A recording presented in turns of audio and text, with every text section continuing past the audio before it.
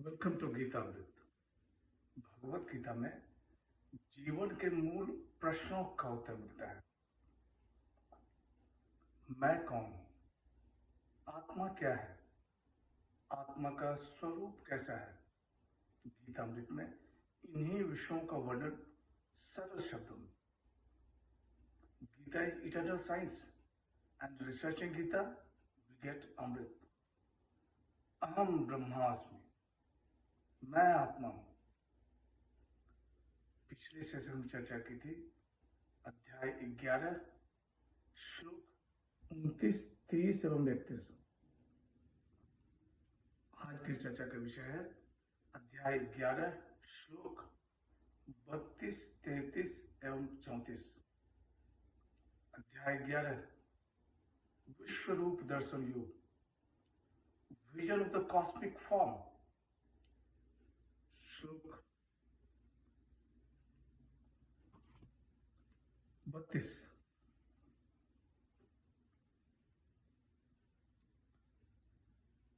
कालोस्मि लोकक्षय कृत प्रविद्धो, लोकांस माहुर्त मिह प्रवृतः, ऋतेऽपि त्वां न भविष्यन्ति सर्वे, येव स्थिता प्रत्यनीकेषु योद्धाः। श्री भगवान वाच, मैं संपूर्ण लोगों का नाश करने वाला प्रविद्ध काल हूं। इस समय मैं इन लोगों का नाश करने के लिए यहां आया हूं। तुम्हारे प्रतिपक्ष में जो योद्धा खड़े हैं वे सब तुम्हारे युद्ध किए बिना भी नहीं रहेंगे। Time am I, world destroying, engaged here in subduing the world. Even without thee, all the warriors standing arrayed in the opposing army shall cease to exist.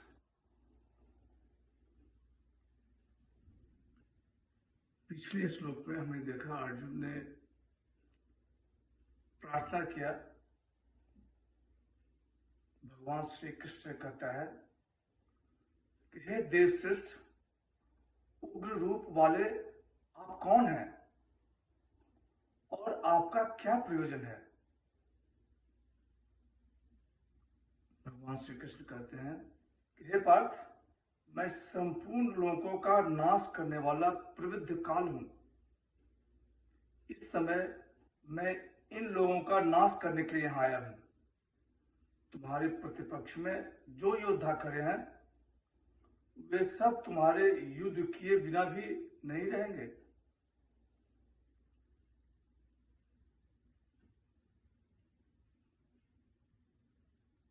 भगवान श्री कृष्ण कहते हैं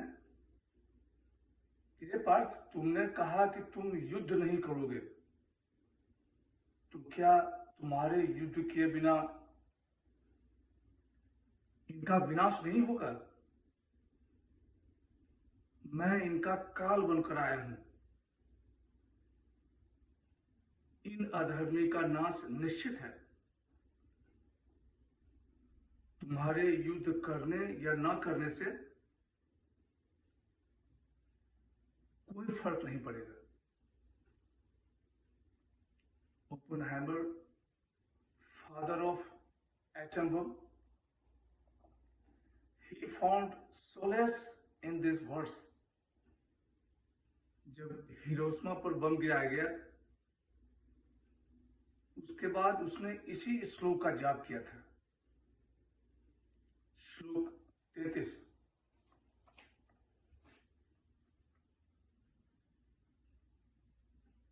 तस्मात् मुत्तिष्ठ यशो लभस्व, जित्वा शत्रुं भुज राज्यम समृद्धम, मैं वैते निहिताः पूर्वमेव, निमित्त मात्रम भव सव्यसाचिन।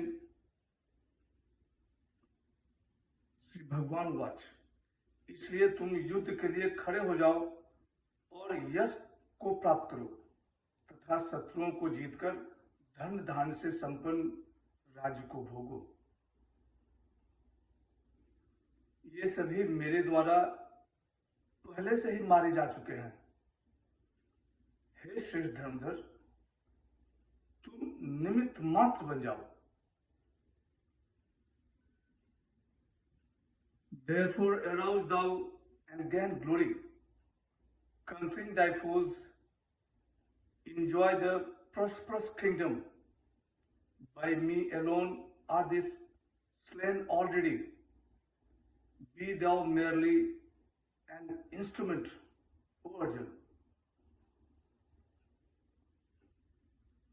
भगवान श्री कृष्ण कह रहे हैं कि हे पार्थ, इसलिए तुम युद्ध के लिए खड़े हो जाओ और यश को प्राप्त करो तथा शत्रुओं को जीतकर धन धान्य से संपन्न राज्य को भोगो। ये सभी मेरे द्वारा पहले से ही मारे जा चुके हैं। हे श्री धर्मधर, तुम निमित्त मात्र बन जाओ। भगवान श्री कृष्ण कह रहे हैं कि हे अर्जुन, तुमने देख लिया कि तुम्हारे मारे बिना भी प्रतिपक्षी नहीं बचेंगे। तुम युद्ध के लिए खड़े हो जाओ और यश को प्राप्त करो। धर्म की विजय पहले से ही निश्चित कर दी गई है। तुम अपना कर्तव्य करो, तुम निमित्त मात्र बन जाओ। श्लोक 34। द्रोणं च भीष्मं च जयद्रथं च कर्णं तथा न्यानपि योधवीरान् मया हतां त्वं जहिमा वतिष्ठ युद्धस्य जेतासि रणे सपत्नान्। द्रोण, भीष्म, जयद्रथ और कर्ण तथा अन्य सभी मेरे द्वारा मारे हुए सूरवीरों को तुम मारो। तुम व्यथा मत करो और युद्ध करो। युद्ध में तुम शत्रुओं को जीतोगे।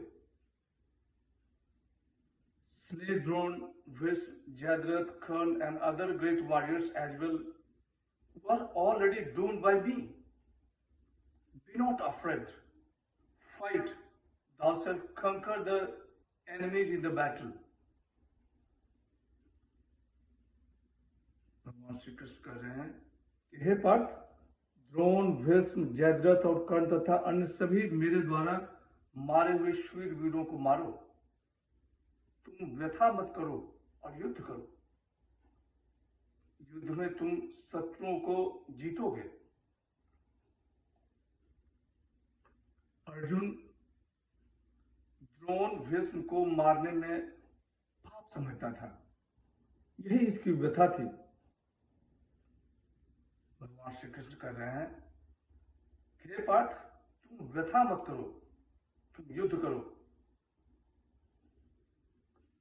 आगे अर्जुन ने क्या किया, यह संजय बताते हैं। आज की चर्चा यही समाप्त करते हैं। यदा यदा हि धर्मस्य ग्लानिर्भवति भारत अभ्युत्थानम् अधर्मस्य तदात्मानं सृजाम्यहम्। हरे कृष्ण।